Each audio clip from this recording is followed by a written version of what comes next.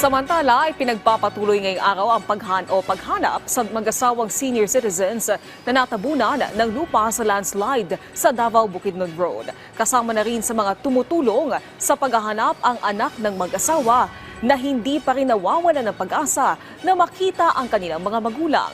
Si JC Aliponga ng PTV Davao sa sentro ng balita. Hanggang ngayon, nagpapatuloy pa rin ang search and retrieval operations para sa mag-asawang senior citizen na sakay ng kanilang e-bike nang matabunan ng lupa sa naganap na landslide sa Davao Bukidnon Road, Barangay Palakapaw, Quezon, Bukidnon noong Sabado, October 18 ngayong taon. Kasama na rin sa mga tumutulong sa paghahanap ang anak ng mag-asawa na si Elson Ubatay.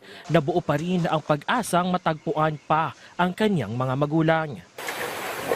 Karon wala pa ganito na wala naman kayo sige pa magitag kuhan dito pulpoy na wala magitay kitaan kita iya pang sinilas yung gulay nga nasa sako ito na sulod siya ilang boba. Sabi pa ni Elson, bagamat alam niyang maliit ang tiyansang buhay pa ang kanyang mga magulang, hindi pa rin siya sumusuko at patuloy na umaasa na mahanap ang mga ito upang mabigyan ng maayos na paglilibing.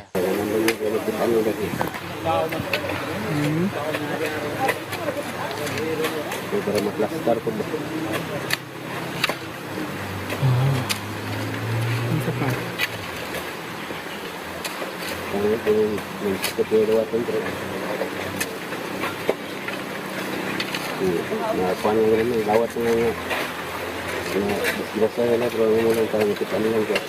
Kwento naman ni Gina Moternel, residente doon, nakadaan pa sila sa lugar bago ang insidente. Kasama ang kanyang asawa, sakay ang kanilang motorsiklo sa Davao Bukidnon Road, partikular sa Barangay Palakapaw, Quezon, Bukidnon.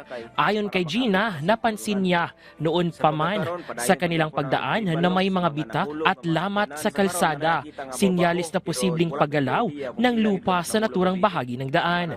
Ilang oras lamang matapos silang makadaan, naganap na ang malawakang pagguho ng lupa o landslide sa lugar. Dako kay pasalamat kay sa pagkauli namo safe rami gabi. Sa ngayon, nagpapatuloy pa rin ang search and retrieval operations sa lugar habang nananatiling sarado sa lahat ng uri ng sasakyan ang apektadong bahagi ng Davao Bukidnon Road. Samantala, nagtalaga naman ng pansamantalang alternatibong ruta para sa mga motorista at residente na dumaan sa nasabing kalsada. JC Aliponga para sa Pangbansang TV sa Bagong Pilipinas.